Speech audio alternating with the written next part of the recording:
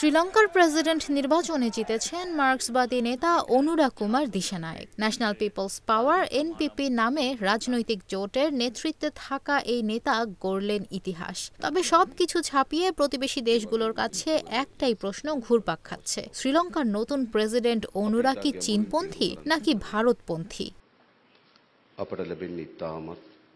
ভারতীয় বেশ কয়েকটি সংবাদ মাধ্যম বলছে অনুরা কুমার দিশানায়েক চীনপন্থী হওয়ার সম্ভাবনা বেশি। এর অন্যতম কারণ তার রাজনৈতিক মতাদর্শ। ভারতীয় সংবাদ মাধ্যম দ্য হিন্দু বলছে মার্কসিস্ট পার্টি জানাতা বিমুক্তি পেরামুনা জেভিপির নেতা এই অনুরা। বার্তা সংস্থা রয়টার্স বলছে ২০২২ সালে অর্থনীতি ভেঙে পড়ার পর নিত্যপণ্যের ব্যাপক ঘাটতি এবং আকাশ ছোঁয়া মূল্যস্ফীতি দেখা দেয় শ্রীলঙ্কাতে। মূলত সে সময়ে অনুরার জোট এনপিপির জন্য টার্নিং পয়েন্ট হয়ে দাঁড়ায়। দুর্নীতির বিরুদ্ধে সরব উপস্থিতি দিয়ে আলোচনায় আসেন তিনি। রাজাপক্ষে ভাইদের পদত্যাগে তৈরি হওয়া ক্ষমতার শূন্যতা দিশানায়েক এবং তার দলের জন্য বৃহত্তর পরিবর্তনের পথ প্রশস্ত করে দেয়। প্রতিনিয়ত সামাজিক ন্যায় বিচার ও দুর্নীতির বিরুদ্ধে তাদের কঠোর অবস্থান দেশটির জনগণকে আকৃষ্ট করে।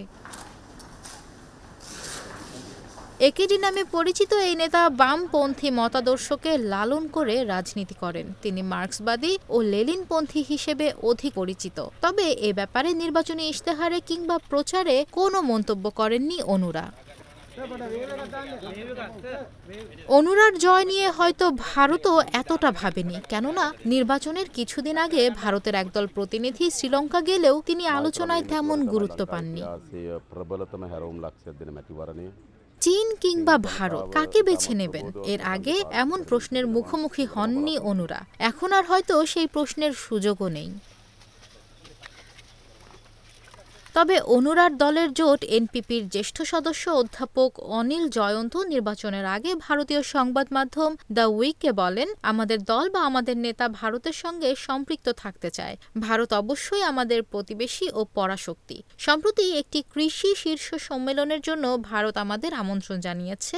আমরা দিল্লি ও কেরালা সফর করেছি। আমাদের নেতা শ্রীলঙ্কার অর্থনীতিকে স্থিতিশীল করতে সব বড় শক্তির সঙ্গে মোকাবিলা করতে চান।